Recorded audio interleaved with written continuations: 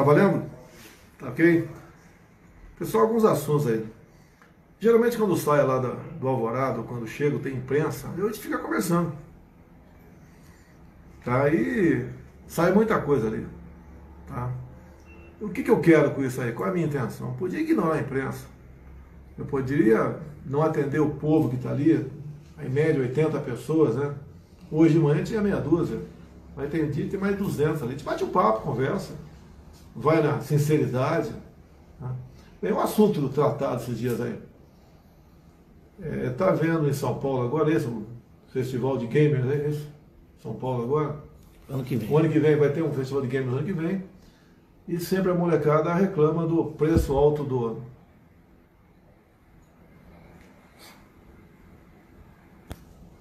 A molecada reclama do alto preço aí dos jogos eletrônicos. Eu procurei a Receita. Conversei com o chefe da Receita e ele falou que para esse produto tem 3 faixas de imposto. 50%, outro 30% e outro 20%. Que a gente pode, não posso diminuir tudo agora, como eu gostaria que fosse, como você que está na ponta da linha gostaria que fosse. Mas foi feito um decreto, foi analisado aí a questão de arrecadação, tá? Porque temos a responsabilidade em cima disso, mas vamos diminuir pouca coisa, mas vamos diminuir. Vamos dar atenção aí a esse setor da sociedade. Muita gente reclama, né? Tem que baixar o imposto do remédio, baixar o imposto da cerveja. O pessoal reclama realmente, a nossa carga tributária é altíssima, tá? Ninguém discute isso aí. A gente pretende, por ocasião dessa reforma lá na frente, resolver esse problema. Hoje conversei com a equipe econômica de novo sobre esse assunto. A gente espera aí no comecinho de agosto, né? Espera apertar a proposta de reforma tributária para simplificar tudo, porque é difícil você ter uma empresa, uma burocracia enorme. Me foge aqui a quantidade de normas, mais de 9.000 normas. Eu estou falando errado aqui, não quero falar... Mas são milhares de normas que existem que você tem que seguir. É impossível você seguir, né, tudo isso aí e ficar livre de ser multado por um fiscal lá na frente. E diminuir a carga tributária está nos planos nossos. Diminuir um pouco o imposto de renda, tá?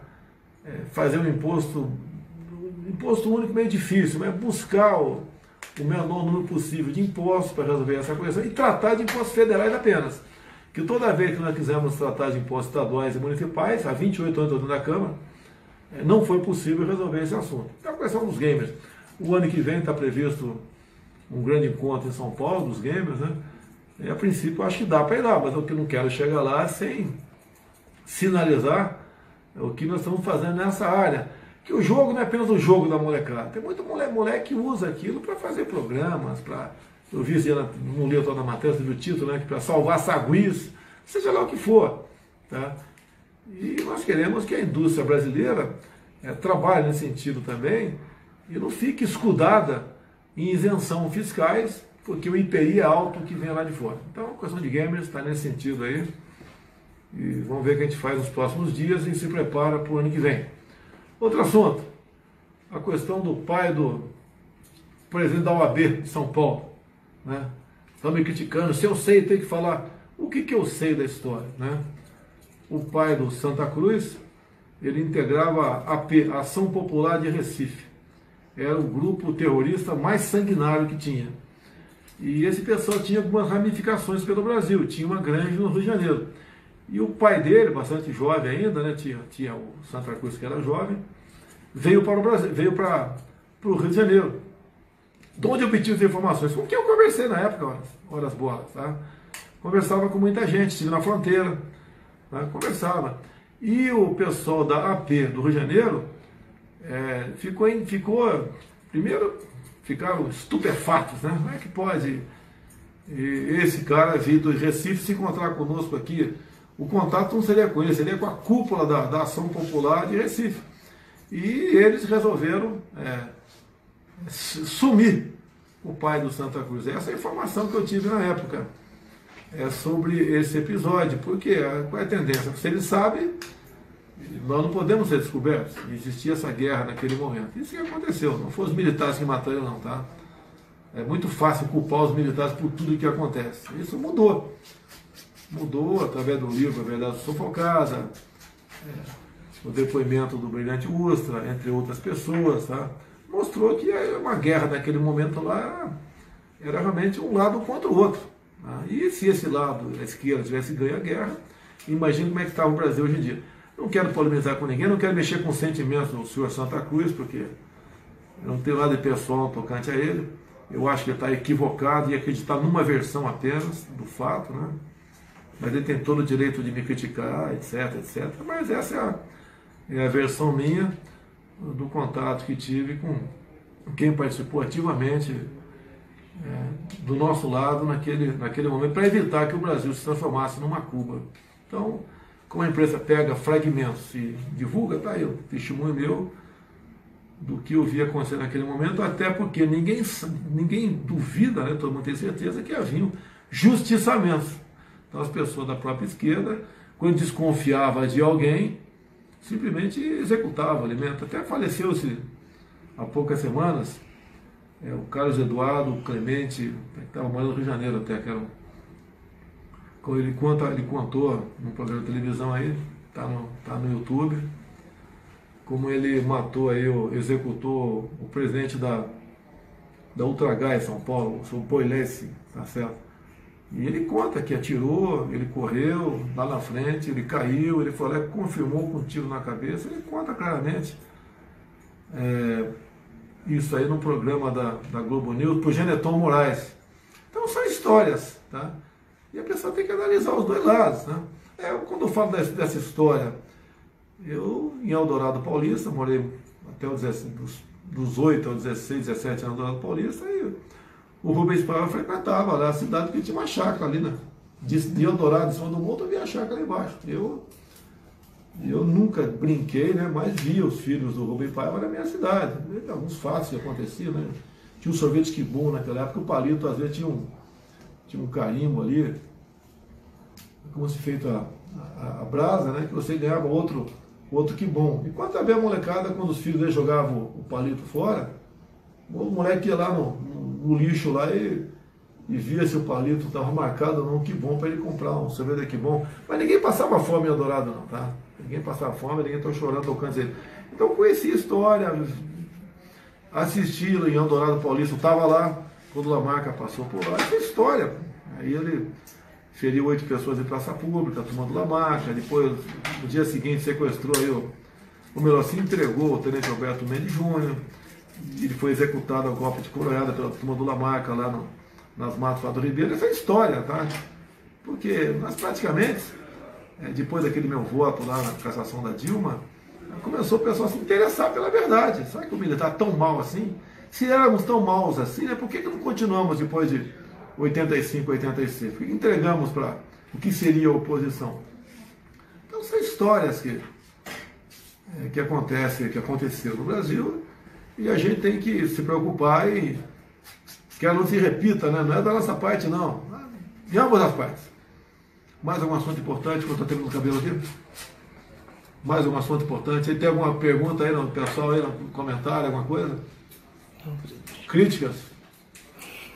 Aproveitei um momento aqui, cortando o cabelo, né? Aqui na presidência.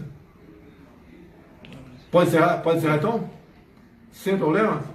Sim. Essa semana, quais as atividades nossas aí? Para a semana, presidente. Quinta-feira tem live. Quinta-feira tem a live. Quinta-feira tem a live, 19 horas. Vamos falar de muita coisa aí que interessa, aconteceu durante a semana. Não vamos falar do empate do Palmeiras e Vasco, não? Tá certo. Então, ok, pessoal, obrigado aí pela oportunidade. E se Deus quiser, na quinta-feira estamos prontos. Tem uma viagem amanhã? Quarta-feira para Goiânia? Para Anápolis. Vai encontrar de novo com o governador Caiado. Tudo que a gente pode fazer de obras paradas, vamos botar para frente.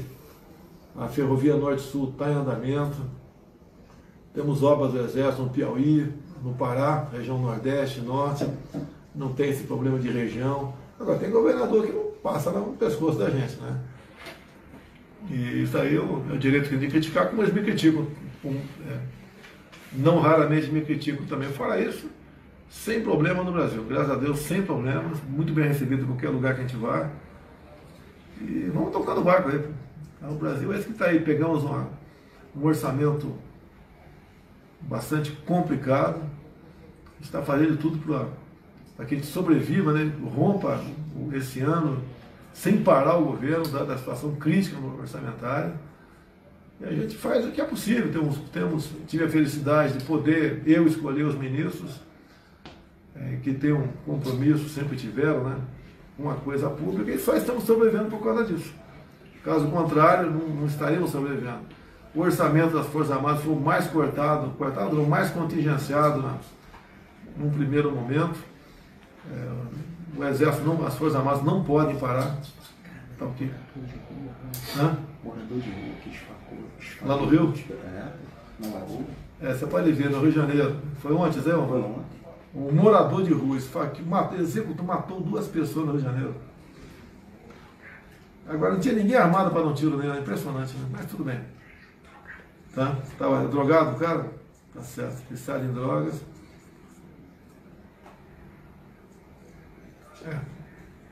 Tem que buscar solução para as coisas, né? Estamos fazendo o possível aqui.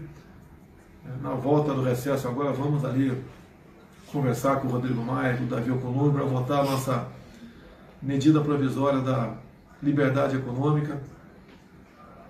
Tá? Tirar o Estado do cangote do trabalhador. E o que for possível a gente fazer, nessa a gente vai fazer, vamos correr atrás. Dependemos em grande parte do parlamento brasileiro. Temos que buscar aí soluções para esses problemas.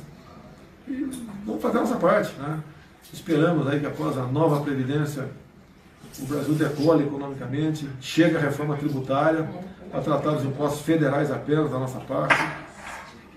E eu acho que o Brasil tem tudo para dar certo. A gente acredita no Brasil, sabia que a missão não ia ser fácil, não está sendo fácil. E o que me dá força para continuar aqui em grande parte, é o apoio popular e a fé que nós temos, né? E dá para mudar o Brasil. Agradeço a todos vocês pela missão e vamos tirar o Brasil da situação complicada que se encontra, se Deus quiser. Um abraço a todos aí. Valeu, pessoal.